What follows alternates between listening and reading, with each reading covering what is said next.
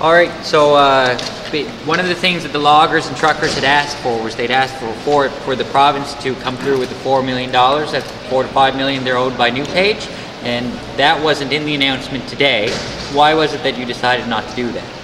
Well, as you know, at the same time that this is taking place, there is in fact a court action taking place in a Halifax courtroom where the question of the creditors' position with respect to payment being determined. And in fact, the province in that hearing is advancing positions on behalf of the people that you have mentioned. We believe and that there is a responsibility to them, and that through the bankruptcy proceeding, they should be appropriately compensated for their... If they aren't by the judge, will the province consider stepping in with that money then and then seek it from NewPage itself? Well, NewPage is going into bankruptcy and into credit protection, so there'll be nothing more than what is set aside through the court action. So, we're going to let that work its way out. But obviously, the province is not an insurer. We don't pay losses in that way. Our interest is to make sure that contractors, truckers, loggers, all of those get the best possible result out of the proceeding that's going on today. And in fact, we're putting in place a number of measures to allow them to work on a go-forward basis, and that includes assistance with debt management. It includes ensuring that as new work is done, that their payments are guaranteed. So there's many efforts that we're putting in place to ensure that they have a future, and that infrastructure is going to be there when we effect a resale of the plant.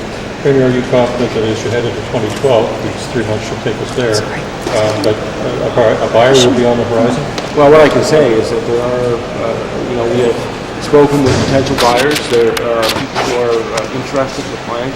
Of course, ultimately it is about, the economic model that will work for a potential investor. And, there's a lot of hurdles to be overcome between the beginning of this process and the end of it, but we're working diligently to provide the best possible opportunity for that mill to remain open and to continue to employ people here in Port Hawkesbury. What's the status of those talks right now? Well, one of the first things that has to happen is that the creditor protection hearing has to take place. That's likely going to take the whole day. We have been engaged on a number of fronts. I mean, first and foremost, of course, from the perspective of the monitors, they want to know what the province is going to do. So we have laid out for them in detail what it is that we're going to do, because that affects the decisions that they may make. A court hearing is still a court hearing. We don't know what the outcome of that will be yet.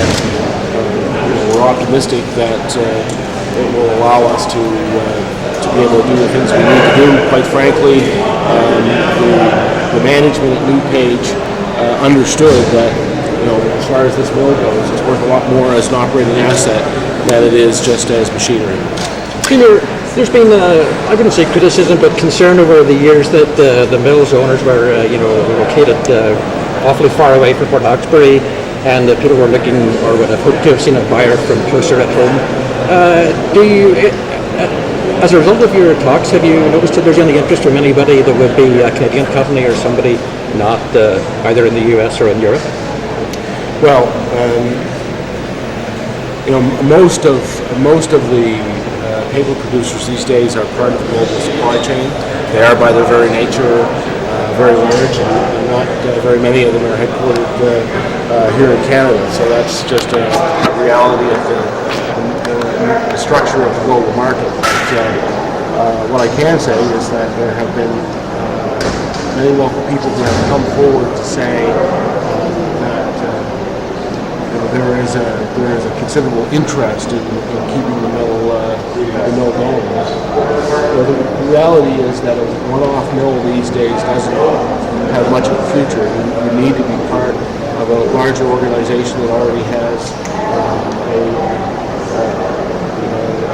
marketing plan, already has customers. Those are the resources that the large paper producers have. It's one of the reasons why, for example, the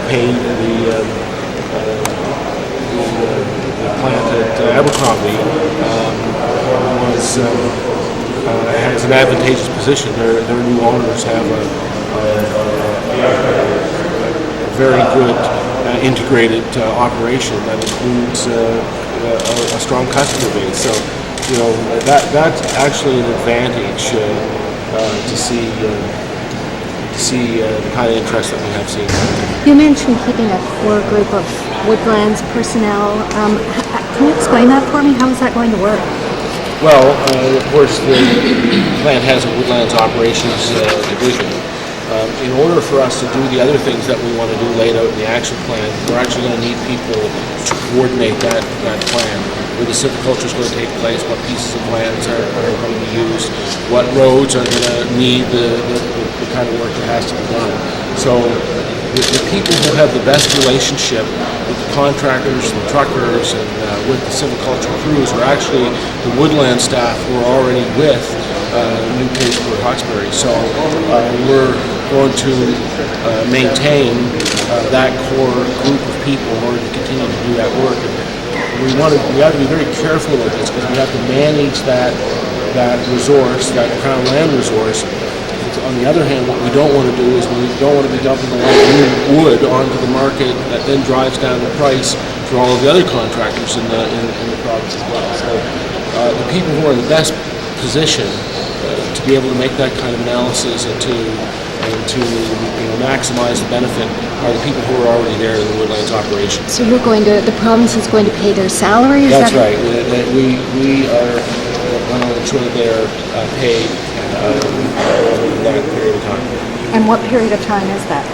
Well, if the proposal before the courts is accepted today, they see essentially a 3-month window. So this plan is designed to run parallel with decisions that might be made today in the courts. Premier, will the biomass generating facility go ahead regardless of any possible outcome? It is going ahead, and this is one of the things that we've been cooperating with Nova Scotia Power on.